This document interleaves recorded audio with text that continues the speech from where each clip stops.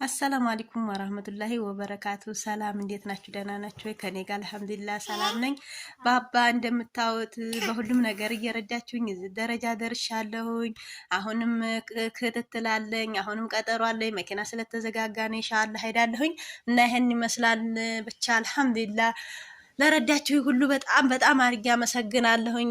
በጣም አርጌ የታመማችሁትም አላህ ያሽራችሁ፣ ለናፈቃችሁም አላህ ያገናኛችሁ ከዘመዶቻችሁ ጋር። ወላሂ ነው የምላችሁ፣ በጣም ነው የማመሰግነው እና አሁንም በሀሳብም በእውቀትም በገንዘብም በሁሉም ነገር እርዱኝ።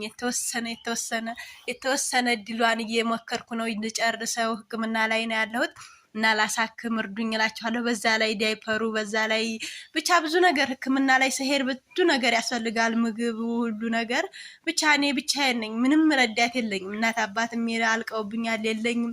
ከሱም እንደዚህ በቃ ሌላ ሀሳብ ውስጥ ሲገባ ነው ከሱም ትቼ የወጣሁት። ኢንሻአላህ አላህ እሱ የወፈቃቸው ያስታሙልኛል ብዬ ከቤት ነው የወጣሁት። እና ኢንሻአላህ አሁንም ብቻ ተስፋ አለኝ ይድናል ብዬ ተስፋ አለኝ። እንኳን ይሄ ሁሉ እንትን እያረገልኝ ገዛ እያረገልኝ እና ዱአ እያረገልኝ እና አሁኗን ብቻ ተባበሩኝ።